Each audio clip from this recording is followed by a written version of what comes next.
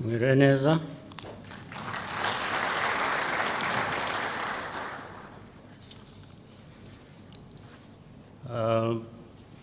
Nk'uko byari bimaze kuvugwa, uyu mwiherero wa 14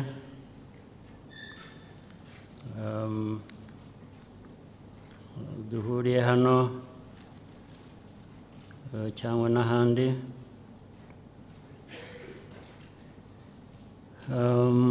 ngira ngo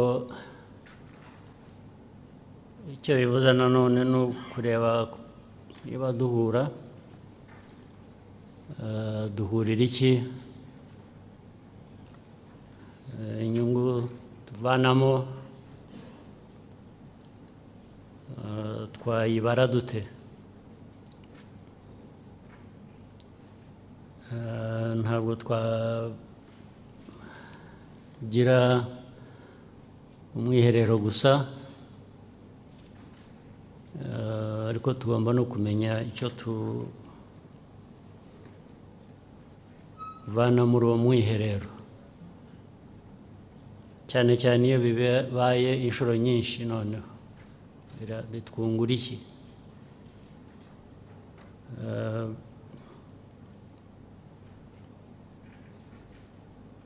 Ndetse ubu noneho by'akarusho tugiye kugira umwiherero umara iminsi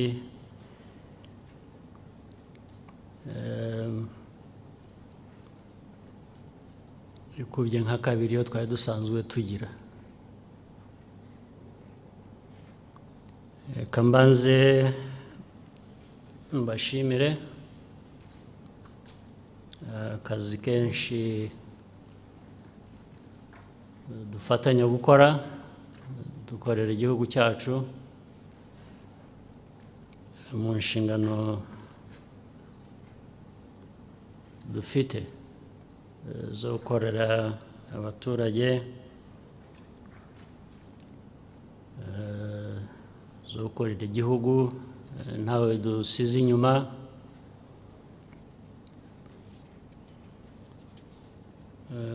Birumvikana rero ko ntabwo twaba dutera intambwe, kandi intambwe iragaragara, igihugu kigenda gitera. Ntabwo intambwe yaba igaragara nk'imaze kugaragara ku mikorere y'igihugu cyacu, naho kivuye naho kijya, n'imibereho y'Abanyarwanda, bidaturuka ko hari ibyiza bikorwa.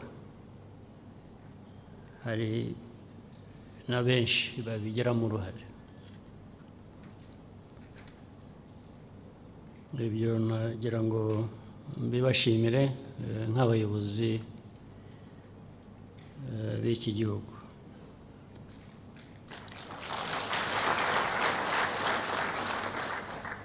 Ndetse ubwo ndashimira n'abaturage, kuko byinshi dukora ntabwo byagira umusaruro no kuri bo batabyitabiriye. Ni ukuvuga ngo inzego zose n'abaturage dukorera hamwe, iyo ntambwe igaterwa.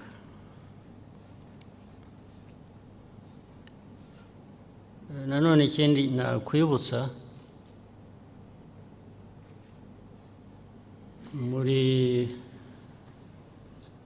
izo ntambwe dutera, ubundi amateka tumazemo iminsi, impindura amatwara, aho tuvuye n'aho tugana nk'Abanyarwanda. Ndavuga igihugu cyacu cy'u Rwanda n'Abanyarwanda.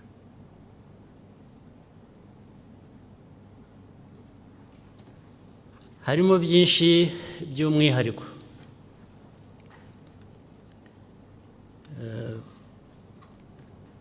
ndetse biduha nanone kubaho, gukora, kumva, ku buryo nabyo bishobora kugira umwihariko wabyo kubera isano bifitanye n'ubuzima bwacu n'amateka yacu, aho tuva n'aho tujya.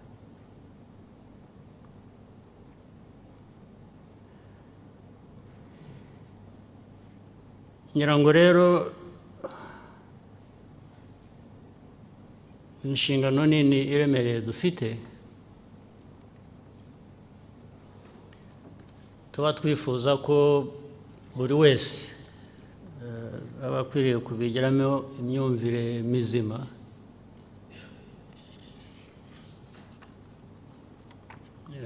nubwo byaba bitoroshye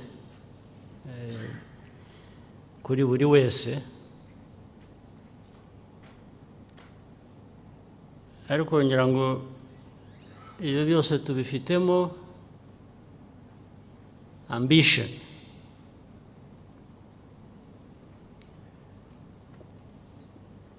Ambition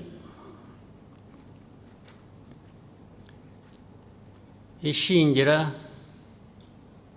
ku bintu bimwe by'umwihariko nanone cyangwa duterwa na bimwe muri ayo mateka yacu. Ambition itubaza ngo kuki, wahera no kuvuga uti twibaza ngo ariko kuki ari twe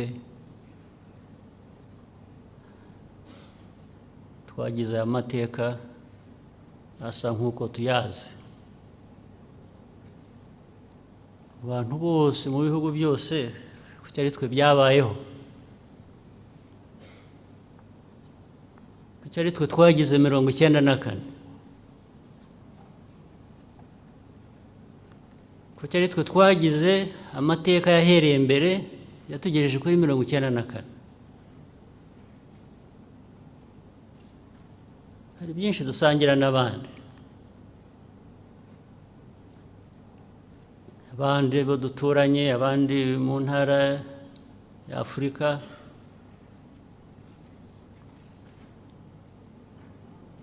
ariko kuki ari twe twagize uwo mwihariko,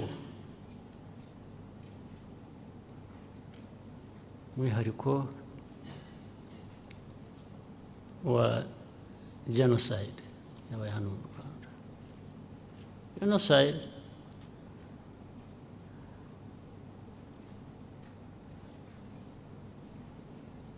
n'ibyatumye ibaho byo ntaho tuzabihungira, ni ibintu bizadukurikirana, bizahora bitubaza ngo kuki.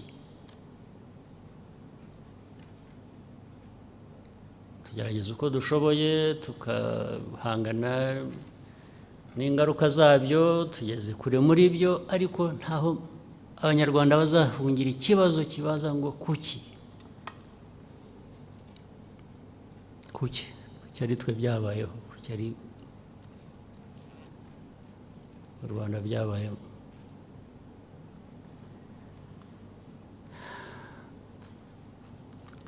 Urumva rero ibyo ubwabyo biduhaye ikindi kintu cy'umwihariko. Ikindi kintu cy'umwihariko kivuze ngo kugenda muva muri aya mateka mujya aho abantu bakwiriye kuba bajya bagana, aho ibihugu bigana.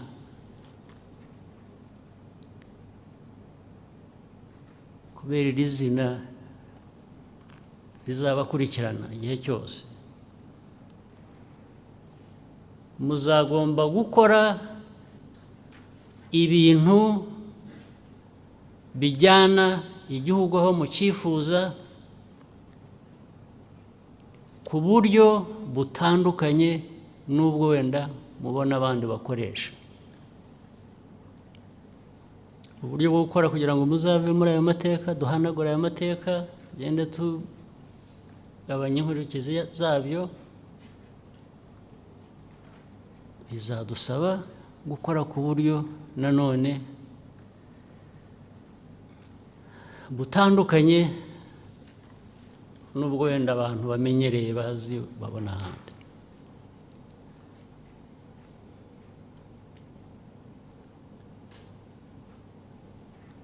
Binaganisha muri iyo ambition, muri ubwo bushake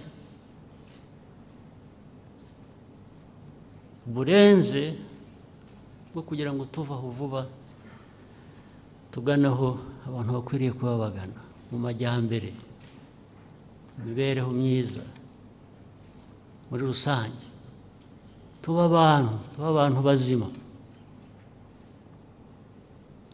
Nicyo rero nise ambition dufite. Itari ambition gusa, ariko birimo na sense of urgency. Sense of urgency ni ukuvuga ngo ntabwo ushaka kugendera ku muvuduko nk'uw'abandi. Turashaka kugendera ku muvuduko nk'uwo ibibazo by'umwihariko byacu bidusaba.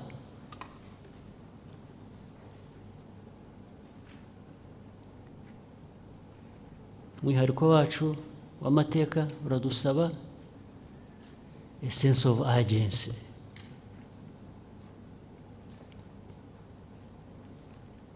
Forget about many other examples you can give about how things are done in other places. That's okay for those people. That's fine.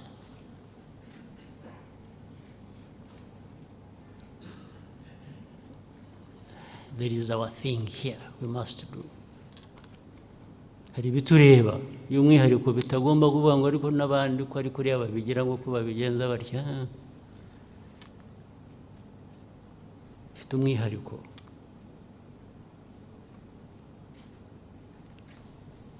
Ambition, the sense of urgency, n'agaciro duhora tuvuga buri munsi.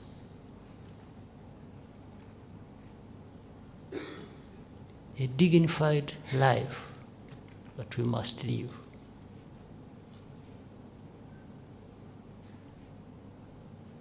Because in our history, there has been that huge deficit. So we're trying to fill that gap. We're trying to cover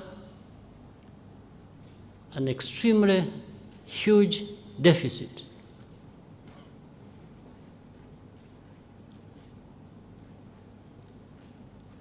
I will not take long trying to analyze and debate with you and all kinds of things, the origin of this and that. That we have had time to discuss. We can have another time to discuss this, but my main point here today is to say there is a bad history. There is our ambition and desire to get out of that situation.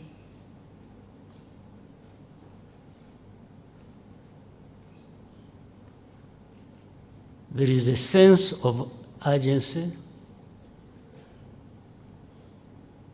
There is a life of dignity that we deserve to lead and live.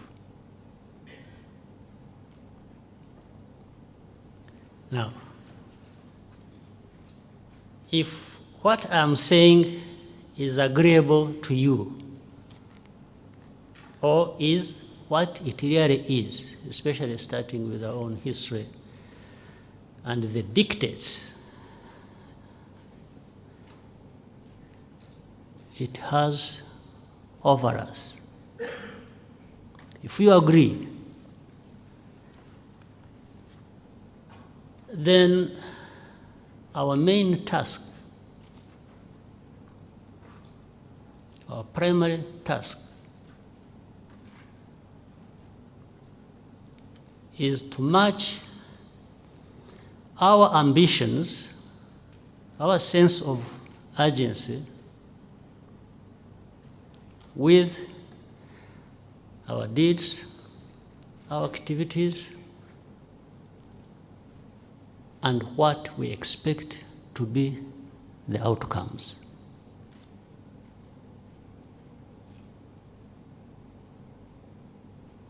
We have to match these things.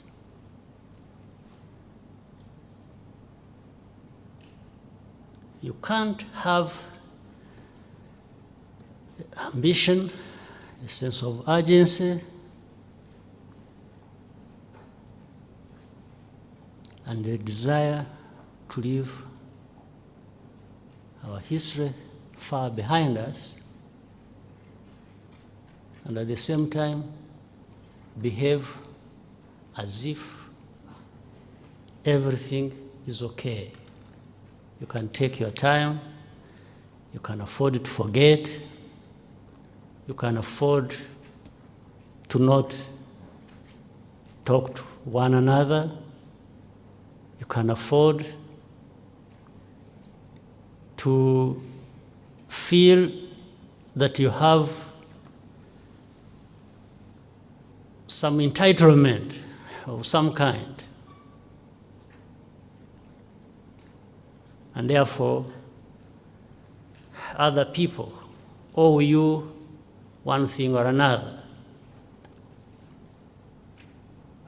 A sense of entitlement, which we have seen in the past, which has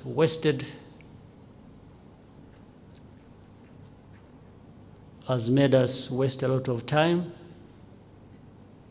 Sometimes you see it creeping back, sense of entitlement. What would be the reason for a sense of entitlement in a situation like ours?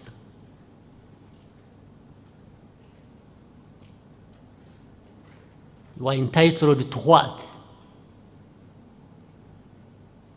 And who owes it to you? Who owes that to you?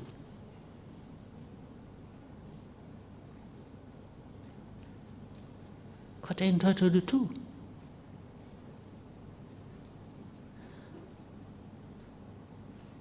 Who owes it to you?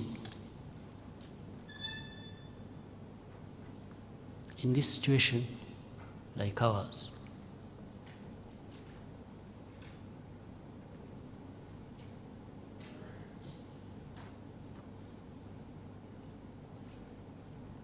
Where do you base doing things the way you want? Just the way you want. And moreover, as a leader, not the way it should be done, but the way you want. The way you want to do things is okay. But the matter is always resolved when we all sit together, each one brings their own ideas, and we agree that this is the best way to do things. When we have agreed, then I think there should be, rightly, little room for you to go back and do things the way you want. not the way we agreed. Maybe the way we agreed actually incorporates the way you wanted to do things. Maybe incorporates half of that. Maybe incorporates a quarter of that. But most importantly, it brings together all our views. Together. Our views together. Our choices, the way we have decided we should do things. That's very important. That's extremely important.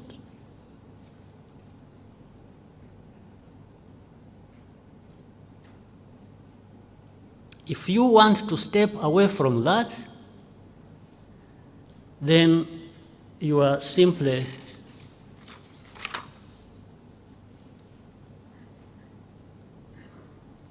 really betraying the cause.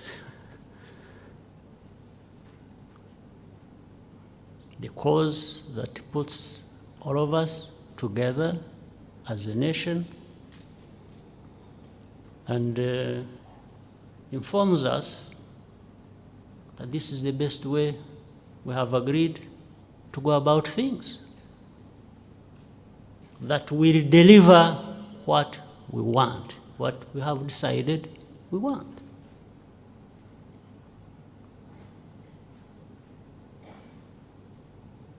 Of course, that's why it is important. Every day we shall stress this. Probably in this retreat we will be talking about that as well. I don't see how much we can deliver by not working together.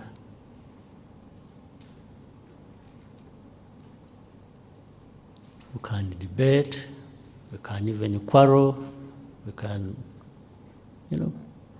do all kinds of things. But at the end of the day, we must arrive at agreeing something that is commonly important, good for all of us.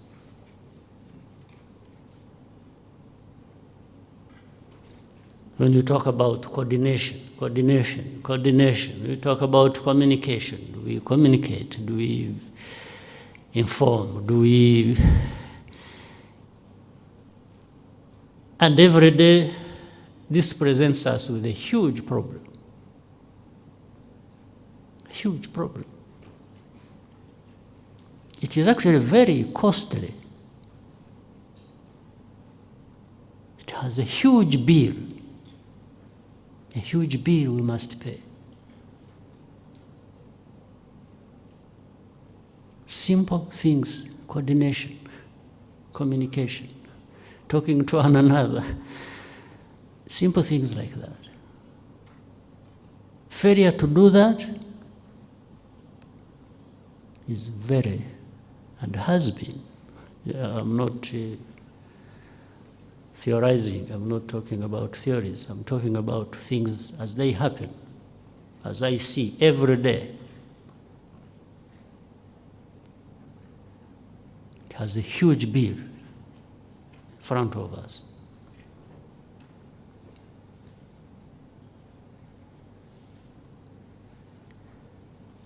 At the same time, I want to believe,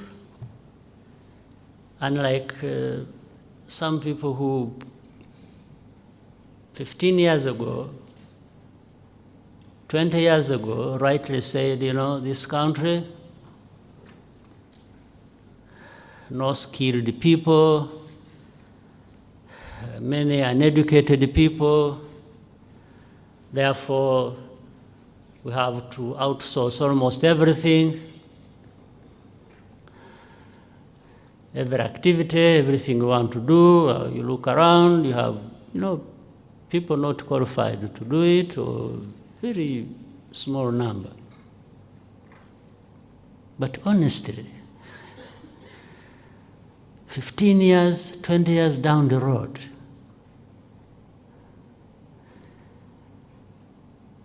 I think we have covered huge ground. We have, practically. It's real. It's not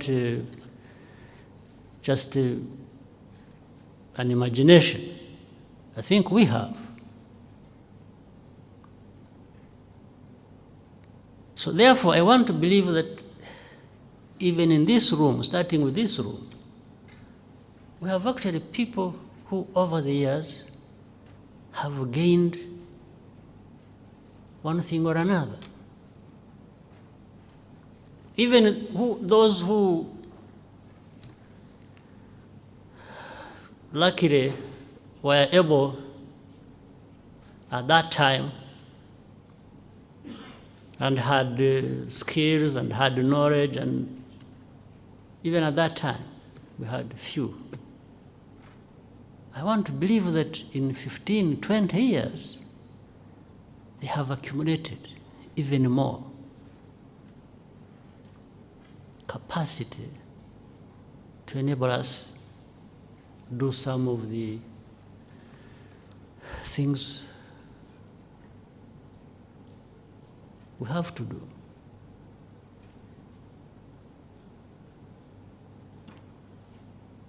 Even complex tasks, we have few in the room who can perform those complex tasks. I believe so.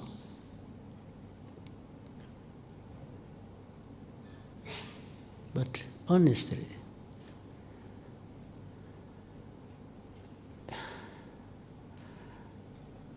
that's why in another language,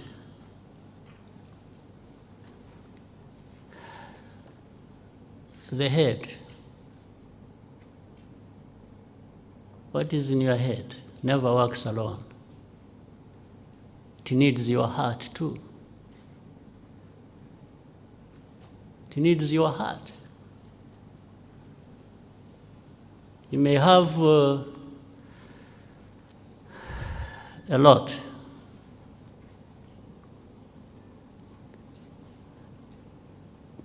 in your head. You may be more knowledgeable than everyone else in the room. But I think we need you to have your heart as well in the right place.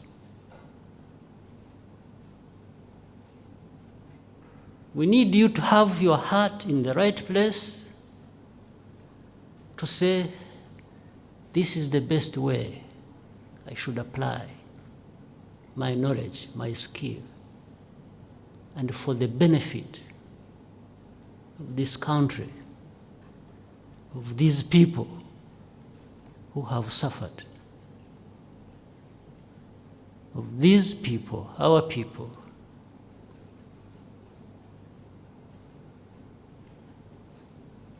With the history that I started with when I was beginning my speech to you. So it's what that is, if you have a good combination of these two, if you are conscious, if your conscience tells you what it should, then you will stop being too careless about so many things.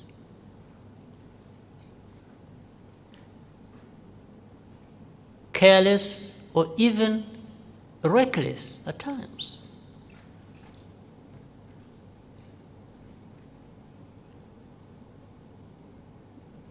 Or it will remind you that you alone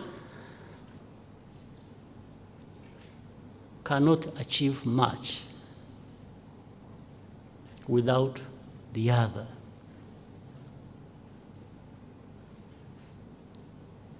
Therefore, we will be reminded that after all, talking to your neighbor, talking to your workmate, talking to each other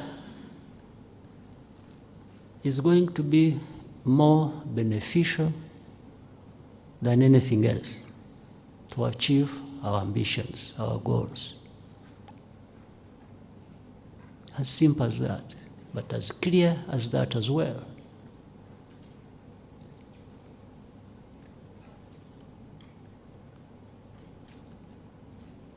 If you want to stand out on your own as an individual who feels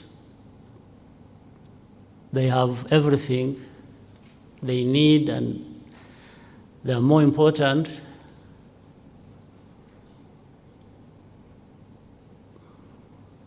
than others, then you have created a serious problem, a very serious problem, and for all of us.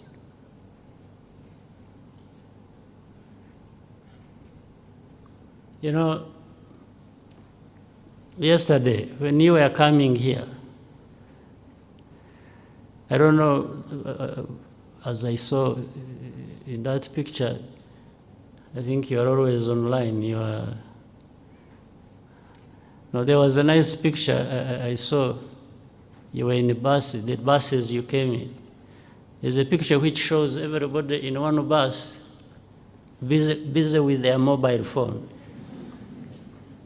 Everybody.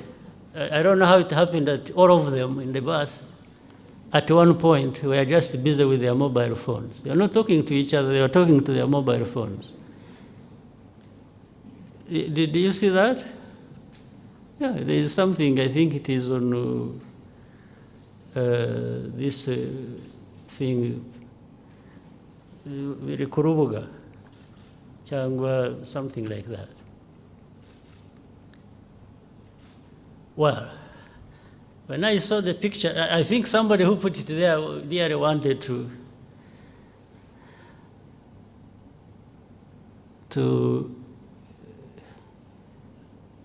put you in front of a mirror to look at yourselves. But for me, I started imagining, I said, you know, these people going to the retreat, they must be busy now. For the last 1 year, they are now trying to coordinate things back in the office, trying to catch up on on something they have missed this whole past year since the last retreat. If you look, you will find it.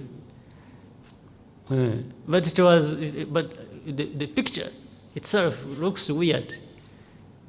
Having people 10 more, each one, even the one sitting next to the other, they are not talking, they are well, they might actually have been talking to each other through the mobile phone. That is also possible. Instead of directly talking to the other, they could have been spending some little money on airtime, talking to each other, sitting next. But this 14th retreat, how can we come here to this retreat like we left in the last one and not improved? How can the 14th retreat be for us like it was during the 13th 12th and 11th and 10th, and it becomes the same. How? Because we can't learn, we don't learn, or what? And when I'm saying this, raising these questions, every day I try to follow what goes on in every sector. But you have to remind and say, you remember, we agreed this. Didn't we say this? You say, yeah. So why are you doing this? You say, oh, no, I'm actually going to do what you just said. Now I'm going to do it. You say, okay, but why didn't you do it? No, I'm going to do it.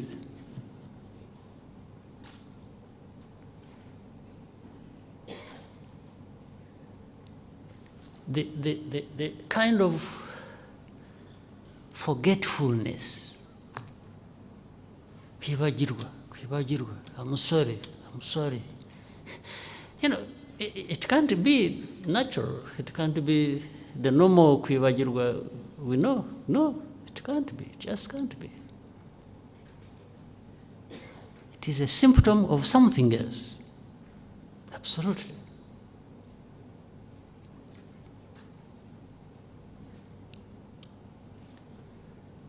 You know how many times we have talked about ministries and institutions and so on,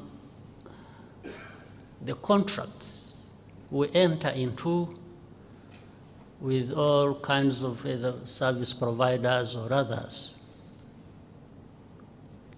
Meaning, as we sit here, we represent our country, we represent government, we represent. You are involved with companies, private companies or whatever, who have to do something. And every time you look at these contracts after they've been signed, you really find they are in favor of one party. And that party is not going to be ours. It is the other party. This is I'm sure if you want to, we'll go into some of these details at some point. Then you ask, he said, but suppose something goes wrong with the other one you're having a contract with. What happens to you? Do you lose? It doesn't matter how much. Do you just lose and that's okay? But even the other one gains at your expense because everything is about the other one. The safeguards are about the other one's interests, not yours. This is a common thing. Until yesterday or today, as I'm speaking, I see these things every day. You ask, did this involve competent people on our side? Oh, was it, lawyers or whichever profession that should have participated? Did it involve our people? Are they knowledgeable in these matters, in this area? Yes, yes. But what happened? What happened that they did not represent our interests? On this one, we have got to do something about it, one way or the other.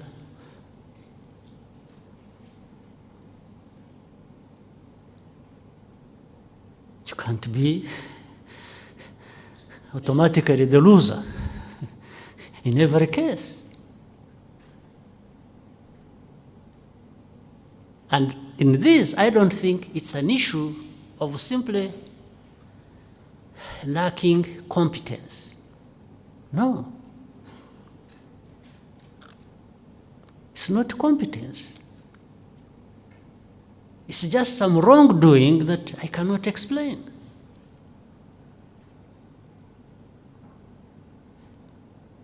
Well, half of it I can try and imagine and explain by saying, certainly, given all the people who are involved, say, in drafting and later on signing this contract, I don't think all of us are losers. Maybe the ones who actually participated have a gain in doing things that way. For me, it's simple to come to that conclusion. The rest of us who are being represented are losers, but the ones who participated, I'm not sure whether in all cases they are losers or they feel they are losing. I think they gain together with the other ones, the other party. There's no question about it. I think I have a right to think like that. But we cannot accept that this goes on. If you ask how much we've lost in this kind of carelessness or recklessness from people who deal with our public finances, it's incredible. A country like ours, at the same time, which really has limited resources, and yet, again, huge ambitions. We have huge ambitions, we have limited resources, but in between, we have people who represent us who can afford to lose as much as they can lose. So are we matching ambitions with our actions by doing this? And worse still, by doing it forever?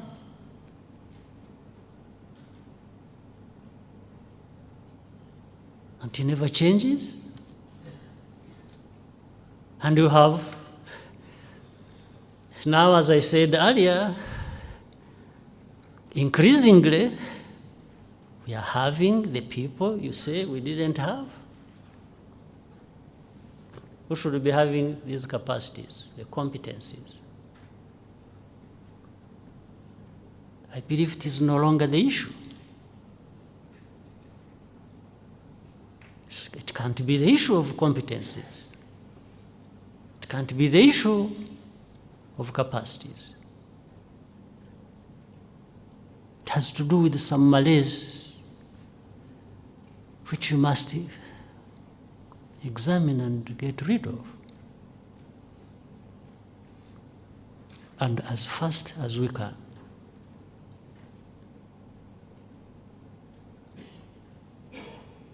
Because doing things this way does not fit into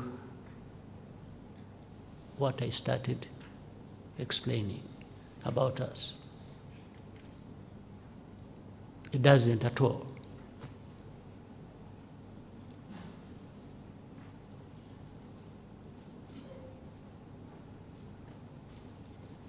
And we will be seeing more of these things going forward with our agenda.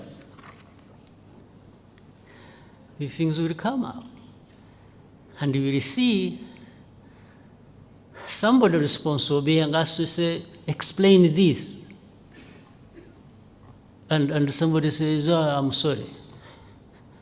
The only short answer for that is, I'm sorry. I apologize. The next day, I apologize. Another week, I apologize. Another month, I apologize. That's all we have had.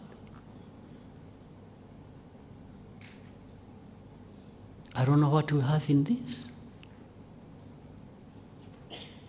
Now, let me conclude on this. In fact, much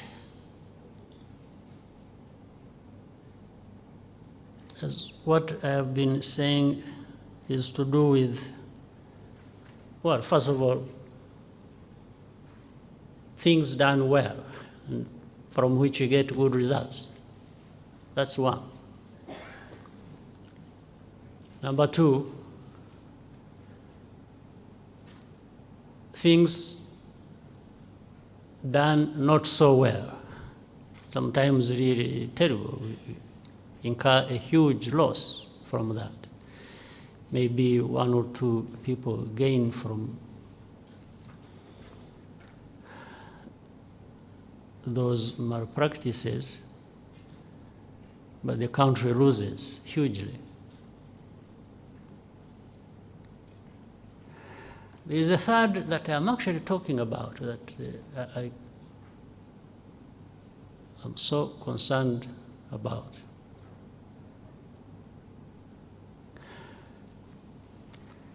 It is what we don't do that we are capable of doing,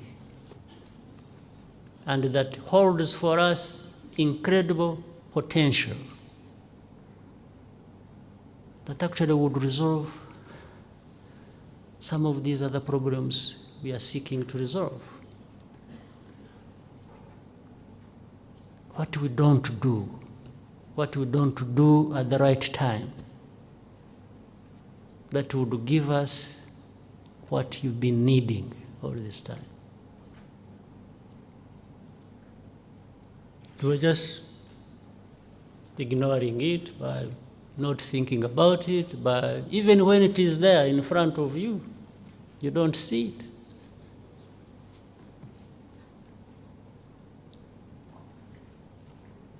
You don't see it. You don't see the potential some of these things have, and that fall within our own means, that we are capable of doing. And yet we continue. Yes, we can keep congratulating ourselves for some of the good things we've done and good results thereof.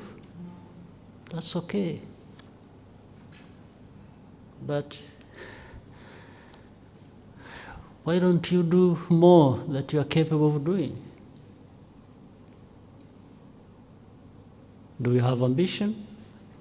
Do you have a sense of urgency? You know, again, given the context and the circumstances and the background I have just been referring to about our country, about us,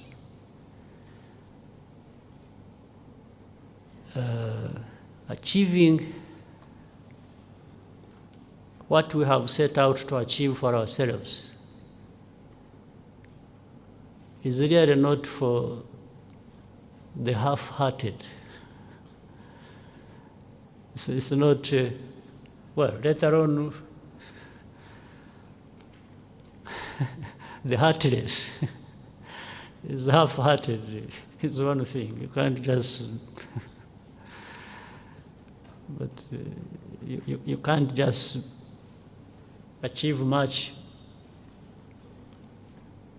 by being half-hearted. Later on, you understand that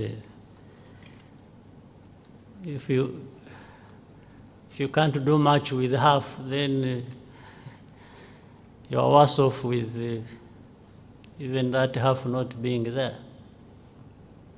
I'm talking about being hearted. So let me wind up by hoping that we've come here settled in our minds that we can do serious business, that we can take stock, as you earlier said, that we can re-examine things, even ourselves, and see if we can reboot ourselves to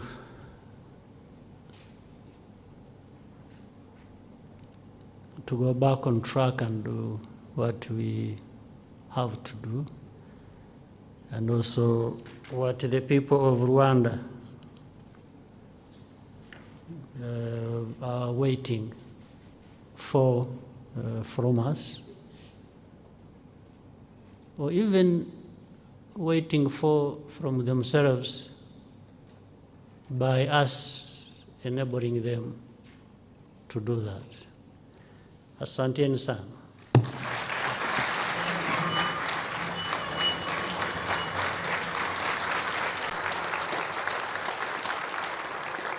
Thank you very much.